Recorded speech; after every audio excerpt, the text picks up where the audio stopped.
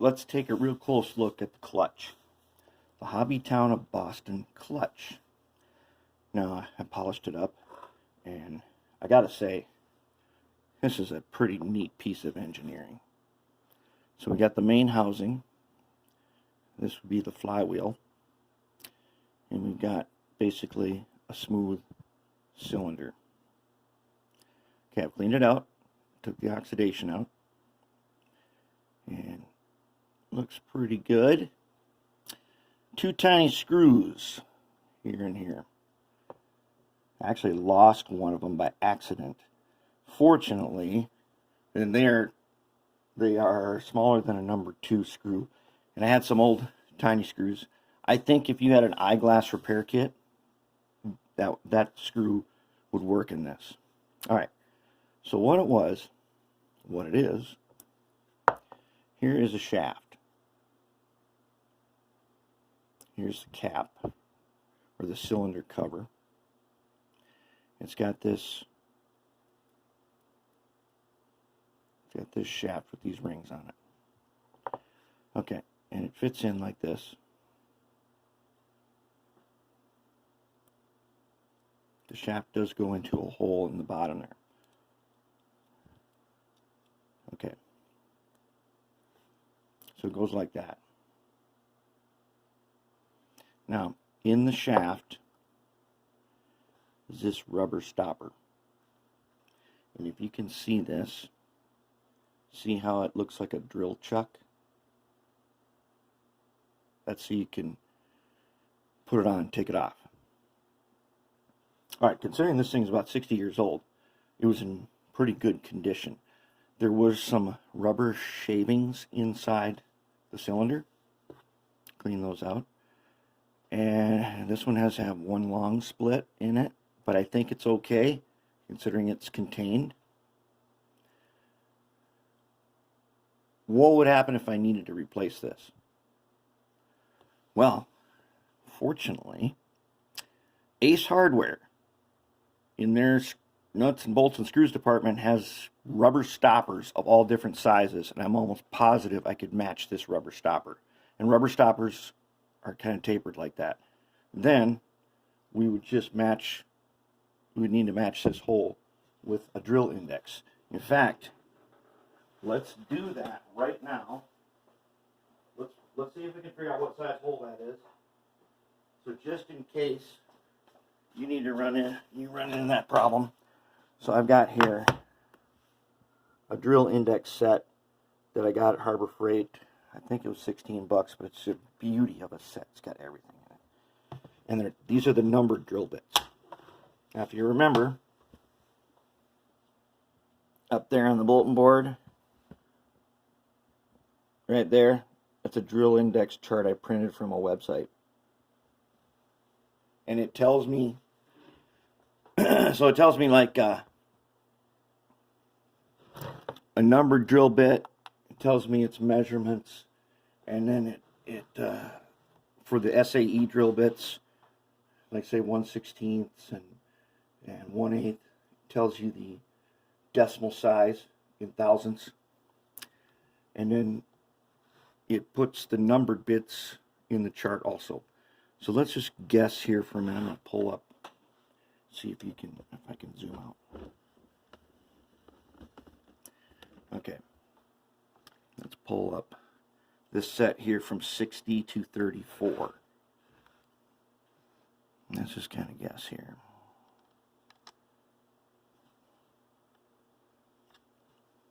$34.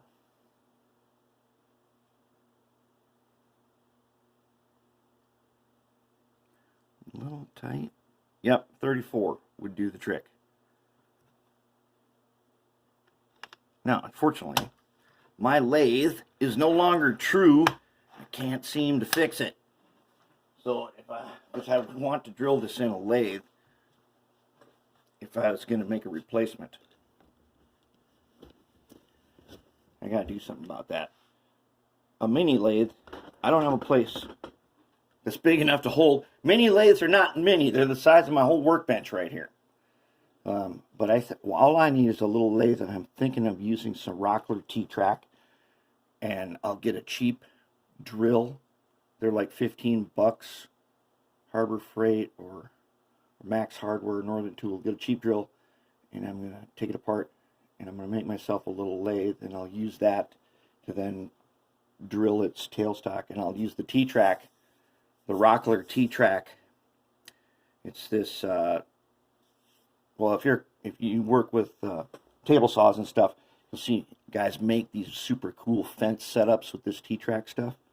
I'll probably use a piece of quad track, and I'll make myself a mini lathe with a drill chuck. Then I'll have to go and find a regular chuck to go on, a 3-jaw or 4-jaw chuck. Anyways, back to this. Okay, so this part could be replaced without having to you know, try to find something like this. A rubber stopper from the hardware store. And I know that Ace, I bought rubber stoppers to use as feet on my sliding arm saw. So they got all different sizes. Now, how does this thing work? Well, the stopper is going to go on here, and then it's going to go, the shaft is going to go in there. But before that, take note. What do we have here? Phosphor bronze bearing for thrust washers.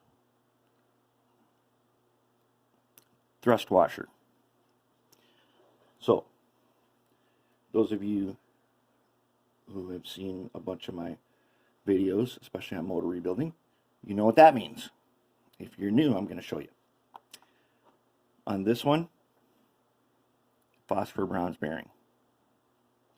Down inside there, phosphor bronze bearing. So what do we need to do? Well, one, we need to put our protectant, which is marble lubricating oil. And you say, wait a minute, I looked it up online, you can't get, there's no such thing, you don't make it anymore.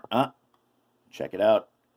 Using my scientific methods, I have determined that by reading the instruction, this is fast-acting Marvel Air Tool oil. It is a lubricant and a preservative, and it lasts. You do not want to use 3-in-1 oil for what we're going to do, because or mineral-based oils.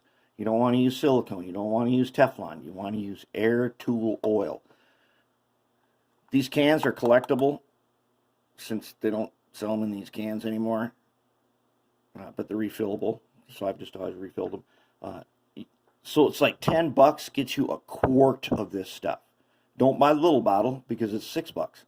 The big bottle, the quart, is 10 bucks, and it can last you a lifetime. Air Tool oil. I use it all in all my air tools. Every time I'm going to use, say, like the stapler or the nailer, you put some drops of this in the end of it before you connect the hose. Okay, so I got my tiny little screwdriver. I'm going to take a dot on the tip. Okay, just a dot. And I'm going to go ahead. Now, I polished this, obviously.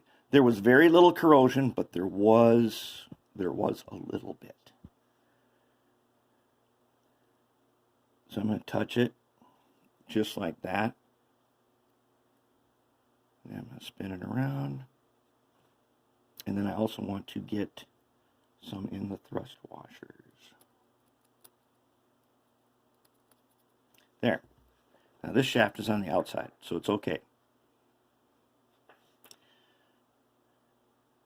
Now we got to hit a tiny dot. I don't want this spreading to the rubber, because it could cause deterioration. This is 60-year-old rubber, and it's in really good shape, and I don't want to do anything that might cause deterioration, or because this is a friction-based clutch, we cannot have a lubricant messing up. So I'm going to touch a dot there for the thrust washer. Okay, now before I go any further on that, I'm going to put the stopper back on. So these splits help you get it off.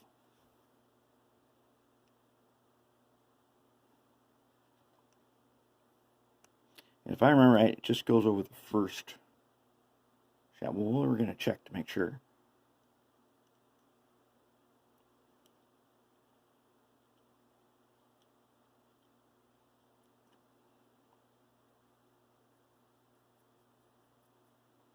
spins freely. Okay, so I'm going to say, now, this should be on here so that all of them are closed there. There, now it's on there the right way. Now, I'm going to put just one tiny dot on this end because it fits into the bearing at the bottom.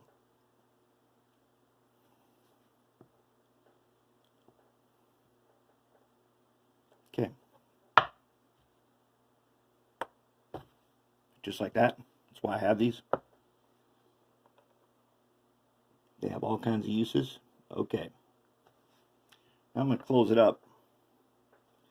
These tiny little screws. See if we can do this here. Oh man.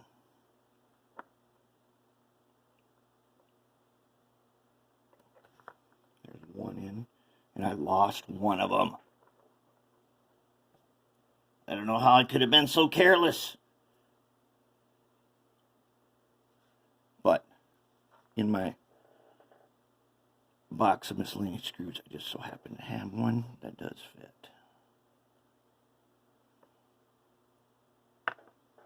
Okay.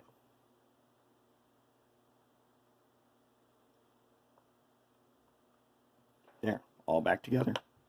Now, let's go back to this guy, because we need a little bit on that bearing.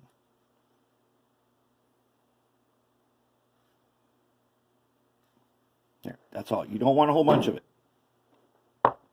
Now the clutch is back together, and it is a beauty. Look at this thing.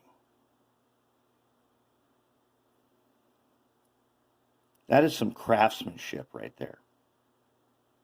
That is some really awesome craftsmanship. And it shined up nice.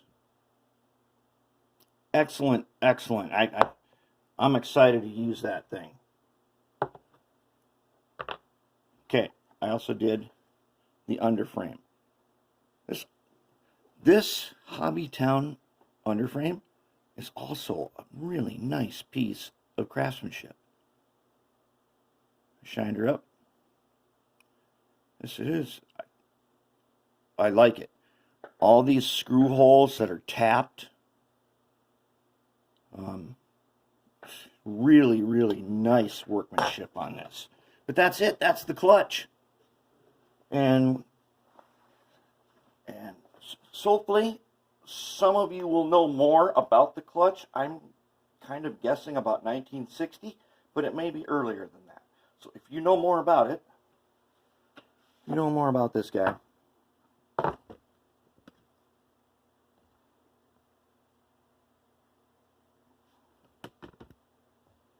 Okay, if you know more about that clutch, leave some comments, and I'd love to know a lot more about it. I have not located the catalog that it's in yet. I have been looking on HO Seeker. I'm sure it's in there. I just haven't figured out where. And I'd love to see an old catalog ad for this thing and see what they say that its capabilities were. We've already seen a little bit of that, but this beauty, love it.